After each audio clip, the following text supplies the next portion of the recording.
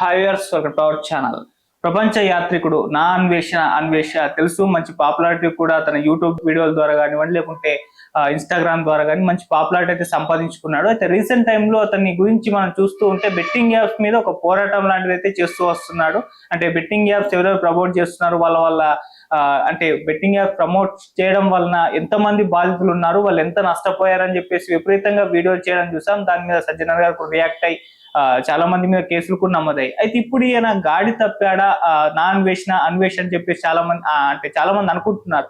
ఎందుకంటే రీసెంట్ గా ఆయన పోలీస్ విభాగం పైన అండ్ మెట్రో విభాగం పైన ఇటువంటి కామెంట్స్ చేశారు. 300 కోట్ల స్కామ్ జరిగింది బెట్టింగ్ యాప్ ప్రమోషన్ ద్వారా, ఈ మెట్రోలో జరిగింది, మెట్రో ఎండి ఉన్నట్టు ఇటువంటి కామెంట్స్ అయితే చేయడం జరిగింది. ఇప్పుడు దీనిపైన పోలీస్ విభాగం కూడా సీరియస్ అయిపోయింది. సుమోటోగా కేసు తీసుకొని కూడా అతని మీద కేసు అయితే నమోదు చేయడం జరిగింది.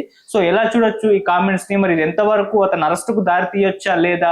సో ఈ అంశాల మీద డిస్కస్ చేయడానికి ప్రజెంట్ మనతో పాటు criminal court advocate V K Vijayalakshmi గారు ఉన్నారు. వాటితో ఒకసారి డిస్కస్ చేసి అన్వేష్ గురించి మొత్తం వివరాలు తెలుసుకునే ప్రయత్నం చేద్దాం. నమస్కారం మేడం. మనం నా అన్వేష్ మంచి సోషల్ మీడియా ఇన్ఫ్లుయెన్సర్, ట్రావెలర్ కూడా. ప్రపంచవ్యాప్తంగా ట్రావెల్ చేస్తూ ఆ వీడియోలన్నింటినీ కూడా రికార్డ్ చేస్తూ తన సోషల్ మీడియాలో పెడుతూ ఉంటాడు. సో ఆ రకంగా మంచి పాపులారిటీ సంపాదించుకున్నాడు. రీసెంట్ టైంలో ఈ బెట్టింగ్ యాప్స్ మీద అంటే పోరాటం చేస్తూ వస్తున్నాడు. అయితే ఈ నేపథ్యంలోనే అటు పోలీస్ విభాగం పైన అండ్ మెట్రో విభాగం పైన కొన్ని కామెంట్స్ చేశారు. అది మనం చూసాం కూడా. సో ఎటువంటి ఆధారాలు లేకుండా ఇటువంటి కామెంట్స్ చేశాడు, ఆరోపణలు చేశాడు అని చెప్పేసి పోలీస్ విభాగం వాళ్ళు మొత్తం సుమోటోగా కేసు తీసుకొని అది కంప్లైంట్ ఫైల్ చేశారు.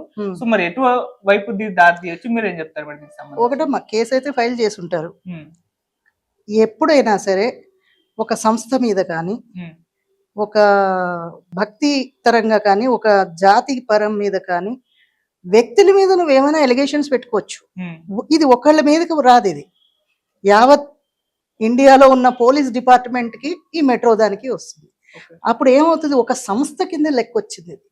ఇలాంటప్పుడు ఏంటంటే సర్టన్ ఎవిడెన్సెస్ లేకుండా ఎవరి మీద కూడా ఫాల్స్ ఎలిగేషన్స్ చేయకూడదు. ఫాల్స్ ఎలిగేషన్ చేశారు అంటే ఫస్ట్ వాళ్ళ మీద ఫైల్ చేస్తారు, సుమోటోగానే ఫైల్ చేస్తారు. ఎందుకంటే అతను ఎక్కడైనా ఉండొచ్చు, ఎవరైనా వేయొచ్చు, వేయకపోవచ్చు. అందుకని డిపార్ట్మెంట్ వేస్తుంది.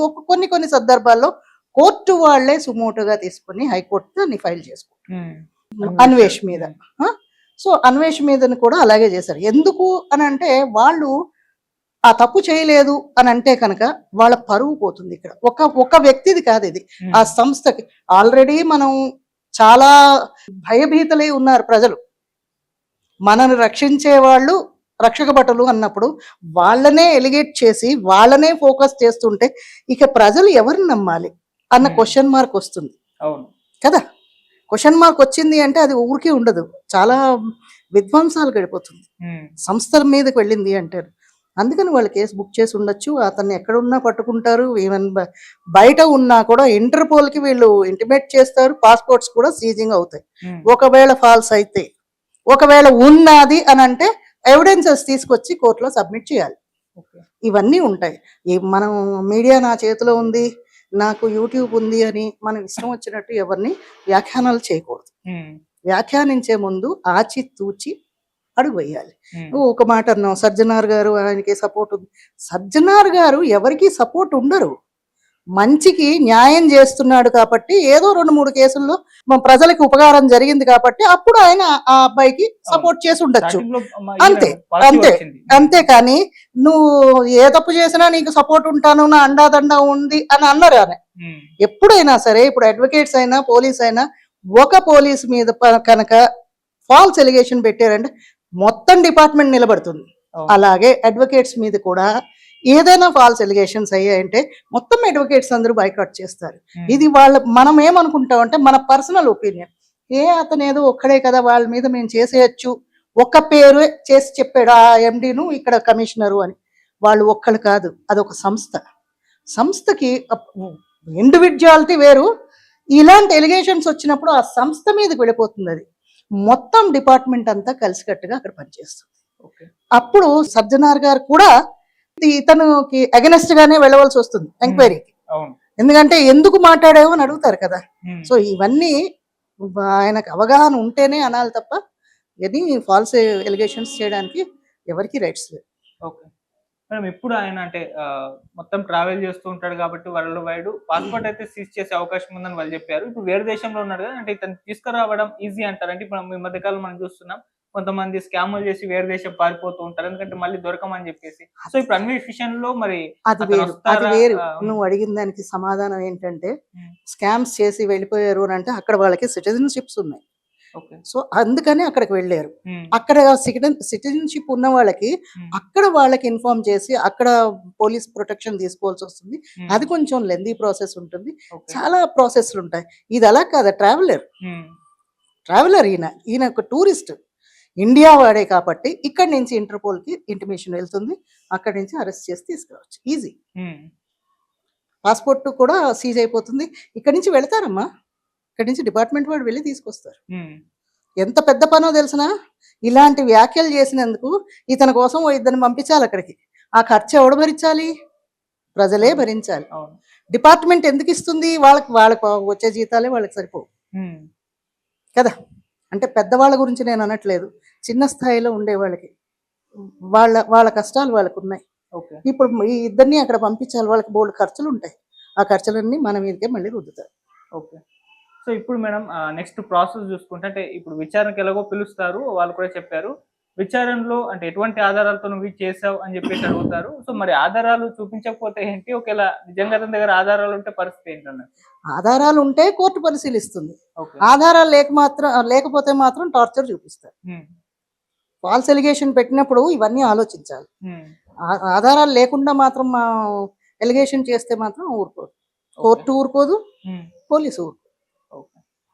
సో, ఇప్పుడు ఒకవేళ అంటే ఇతను పోలీస్ విభాగం జనాల జనాల నమ్మకాన్ని పోగొట్టే విధంగా కామెంట్స్ చేస్తారు కదా! ఇటువంటి వాటికి ఎటువంటి పనిష్మెంట్స్ ఉంటాయి మేడం? అతను వచ్చిన తర్వాత కోర్టు దాన్ని పరిశీలించి హ్మ్. వాటి సెక్షన్స్ మారతాయమ్మా. హ్మ్. ఇప్పుడు ఉన్న సెక్షన్స్ ఉండవు. అప్పుడు మారతాయి. అంటే ఆ సివియారిటీ ఎలా ఉంది? ఏంటి? అవన్నీ చూస్తారు. హ్మ్. చూసి కోర్టు వారే నిర్ణయిస్తారు. హ్మ్. చీటింగ్ పెట్టాలా?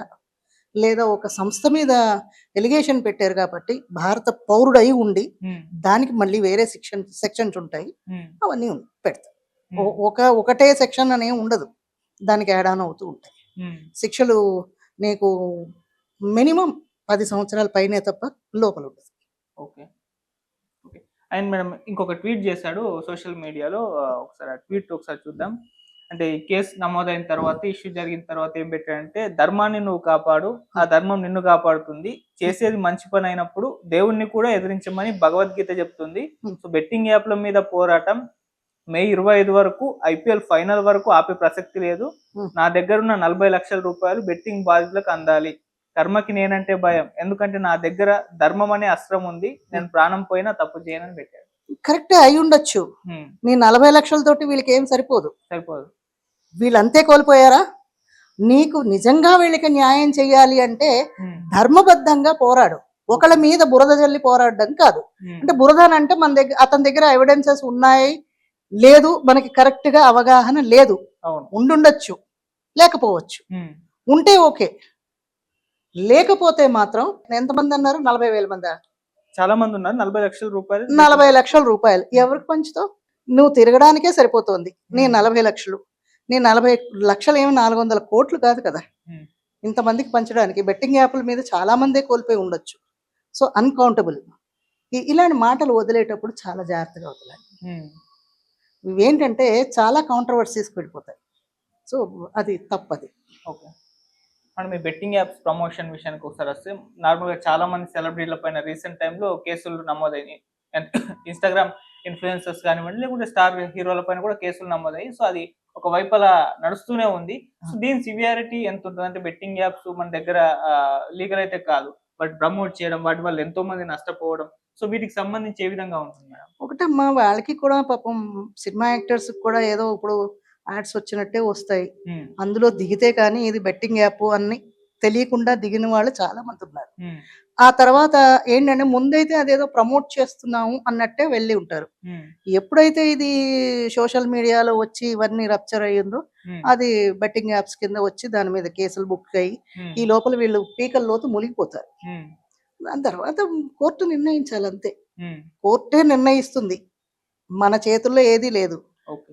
పోలీస్ వాళ్ళు వాళ్ళది ఏముందో అది సబ్మిట్ చేస్తారు. కోర్టు అవన్నీ చూసి అది దీని మీద ఎంత న్యాయం ఉంది, అన్యాయం ఎంత ఉంది, వాదోపవాదాలు జరిగిన తర్వాత శిక్ష ఖరారు చేస్తారు. అంతేగాని మనం ఊహించేసి చెప్పకూడదు. ఇప్పుడు నాకును అన్వేష్కి తేడా ఉండదు. అక్కడ కోర్టులో వాళ్ళు తీర్పు ఇచ్చిన తర్వాతే మనకు తెలుస్తుంది. నేను చెప్పింది అక్కడ జరుగుతుంది అని అనడానికి లేదు. సో మనం చెప్పలేము ఏ సెక్షన్ ఉండొచ్చు, ఎన్ని సంవత్సరాలు అయి ఉండొచ్చు. శిక్ష వాళ్ళు ఖరారు చేసేదాకా ఎవరికి తెలియదు. ఓకే మేడం, ఇప్పుడు అన్వేష్ విషయంలో పాస్పోర్ట్ ఒకవేళ రద్దయితే ఎందుకంటే రద్దయ్యే ఛాన్సెస్ ఉన్నాయని చెప్తున్నారు. ఇప్పుడు అతనికి ట్రావెల్ చేయలేడా వరల్డ్ వైడ్, ఎందుకంటే అతని పని అది ట్రావెల్ చేస్తూ ఉంటాడు. అండ్ రీసెంట్ గా ఏదో సుప్రీంకోర్టు జడ్జిమెంట్ నేను చూసాను, బెయిల్ మీద ఉన్న వ్యక్తి విదేశాలకు వెళ్ళడానికి పర్మిషన్ మన బోర్డర్ ఇవ్వలేదు. మీరు ఎలా అడుగుతారు, బెయిల్ మీద ఉన్న వ్యక్తి మీకు పాస్పోర్ట్ కావాలని చెప్పేసి కోర్టు అయితే ఫైర్ అయింది. ఇప్పుడు అన్వేష్ విషయంలో కూడా ఇదే జరుగుతుందా? ఎవరైనా అంతే. అన్వేష్ ఎక్స్ట్రా ఏం కాదు కదా, మనలాంటి హ్యూమన్ బీయింగే కదా. ఆయనకేమి సపరేట్ కేటగిరీ అంటూ ఏం లేదు. ఎవరికైనా అంతే. ఒకసారి కేసు బుక్ అయింది అంటే ఆ కేసు మొత్తం అయ్యేదాకా బయటకు వెళ్ళడానికి ఉండదు. వాళ్ళు చెప్తారు. అందుకే పాస్పోర్ట్స్ అవి సీజ్ చేస్తారు. వాళ్ళకి కొద్ది రోజుల పాటు కండిషనల్ బెయిల్ ఇస్తారు, సంతకాలు వచ్చి పెట్టమంటారు. తర్వాత వన్ కండిషన్ కూడా చెప్తారు, నువ్వు ఎక్కడికైనా వెళ్ళాలి, ఇన్ కేస్ ఆఫ్ ఏదైనా ఎమర్జెన్సీ ఉండి వెళ్ళాలి అంటే కోర్ట్ పర్మిషన్ తీసుకోవాలి. అలా ఉంటుంది.